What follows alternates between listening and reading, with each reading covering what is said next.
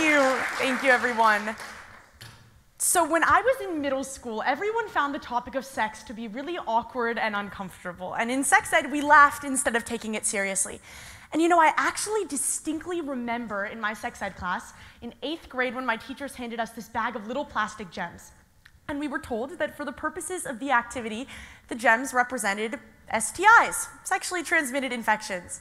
And so we sort of wander around this classroom trading these brown paper bags with one another with the broader goal of showing how STIs can be contracted and passed along. And I remember that when class ended and we opened up our bags and looked at how many STIs we had, we ran through the hallways joking with one another. I mean, we would leave a gem in somebody's locker and say, "I gave you an infection."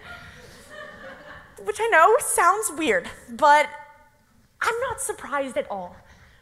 Because as a society, we label sex and conversations about sex as really taboo. So the way that we reacted to this activity, in my mind, makes complete sense. But this stigma surrounding sex is so harmful. When young people are afraid of learning and asking questions, they're left without all the information that helps them make safe and smart decisions that are right for them. But the issue isn't solely cultural. Sure, we stigmatize sex, but beyond that, systemically, the very foundation of sex ed programs, the curriculum is failing. Simply put, sex ed isn't comprehensive or inclusive, and our students are suffering as a result. Earlier this year, actually, my friends and I found ourselves in a discussion about sex ed. As our conversation unfolded, we discovered a striking pattern in our experiences. All of us felt that sex ed hadn't adequately prepared us to navigate conversations, relationships, or more broadly, just life. How do you navigate the difficult conversation of telling your partner you don't want to go further in your relationship? Where do you even go to buy birth control? We were stuck. But this sentiment extends far beyond our group of 5 high school students. More broadly, sex ed in its current form is widely regarded as a failing concept. When half of STI infections occur in young people and 75% of teenage pregnancies are unintended, the conclusion becomes overwhelmingly clear. Sex ed isn't working. The impacts of these inadequate programs are devastating. A significant portion of STI infections occur in young people, despite the fact that youth constitute a smaller percentage of sexually active people compared to adults. In a culture where sexual assault is devastatingly prevalent, sex ed, a proven, effective step towards violence prevention, has the potential to do so much good. Yet educators and legislators don't tap into this critical resource enough, or often at all. To summarize the issue in the simplest way, sex ed isn't teaching students what they really need to know to navigate life. Conversations surrounding sex are stigmatized and viewed as taboo. So let's talk. Let's open a dialogue and explore how we can redesign sex ed for success. Let's dive right in and explore exactly how sex ed is failing in the status quo. And the problem is multifaceted, but can be categorized into 2 broader categories: enforcement and curriculum. First, enforcement.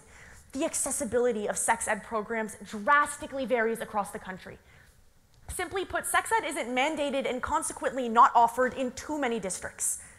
Only 29 states plus DC mandate that sex ed be taught in schools, but of those, only 11 require it to be LGBTQ+ inclusive. The state of sex ed for heterosexual relationships is already dire. But when it comes to LGBTQ+ relationships, our problem escalates. We are actively denying our students an education that is relevant to them. So a lot of students don't have access to sex ed, and that's one problem. But our second problem lies within pre-existing programs. In the states that do offer sex ed, the curriculum is largely outdated. Only 15 states mandate that sex ed be evidence-informed, medically accurate, and complete. Beyond that, a multitude of states push forward abstinence-only curriculums. In fact, in 8th grade, student Clark Wilson was in his sex ed class when his teacher repeatedly rolled a piece of tape against the table until the stickiness had rubbed off. The tape was rendered dysfunctional. The purpose of the activity? The tape represented impure, broken students who engage in premarital sex. Clark's story is not unique. But beyond that, this abstinence-only methodology isn't just harmful, it's ineffective. A 2008 national study committed to determining the impacts of sex education, and specifically abstinence-only education. The conclusion? In states that prescribed abstinence-only education, teen pregnancy rates weren't lower. In fact, teens were more likely to become pregnant.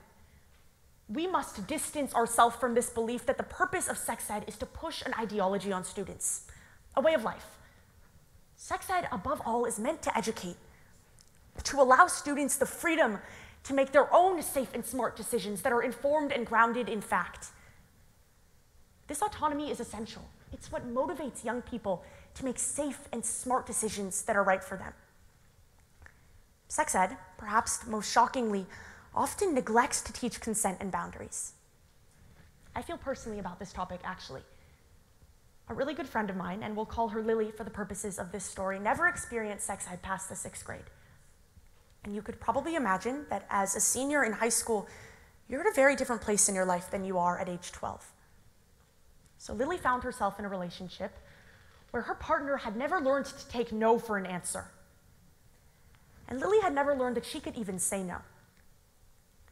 She felt pressured into sexual activity that she didn't want to be engaging in. Her story is far from unique. We must establish consent literacy from a young age to prevent stories like Lily's from happening again and again and again. How many teens, how many kids need to be harassed, pressured, and assaulted before we lift up our heads and pay attention?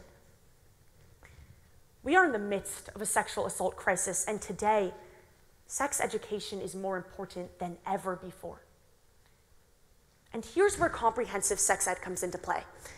The comprehensive sex ed model prioritizes the safety and well-being of students by A, allowing them the freedom and flexibility to make their own well-informed decisions, and B, educating them on consent from a young age.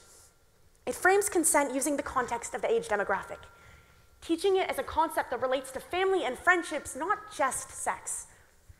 I find the sense of autonomy and individuality that comprehensive sex ed is grounded in to be really refreshing, because there is no one-size-fits-all policy, and what works for one person isn't always going to work for another. Comprehensive sex ed is very acknowledging of that. There's no agenda or lifestyle being pushed, and that makes students that much more receptive to the content. Topics in the comprehensive sex ed model can include contraceptive access, navigating relationships, both healthy and unhealthy, communicating boundaries, and more.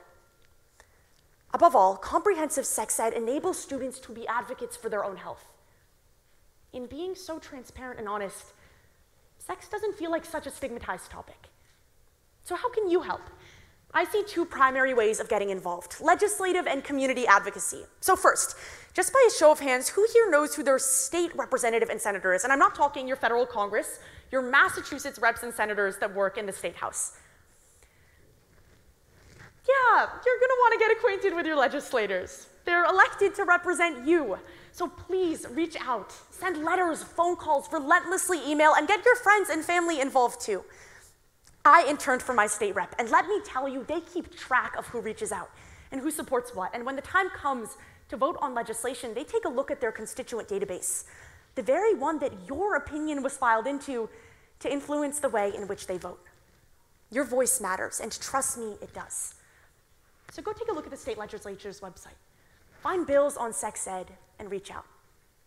Beyond legislative advocacy, you can also advocate for sex ed reform in your local communities. Talk to school administrators, club leaders, the health center, and more about advocating for equitable, comprehensive sex ed policy, about reforming existing curriculum so that the content is up to date and is reflecting the needs of the students above all. Any progress is a step in the right direction. Sure. Back in middle school, my friends and I awkwardly laughed at our STI exercise. And yes, this year we found ourselves frustrated with a system that had left us almost entirely unprepared to navigate life. But sex ed doesn't have to be this way. And students don't have to feel this way. Change is possible, and so possible, in fact, that it feels nearly tangible. Now, perhaps more than ever, adequate sex ed policy is critical. In the wake of Roe v. Wade's overturn, when reproductive care is not a guarantee but a luxury, determined by geography, race, wealth, and a host of factors that should never influence a person's right to their own body. At a time like this, we need sex education. more today than ever before. Our students deserve an adequate education, and they deserve it now. Thank you.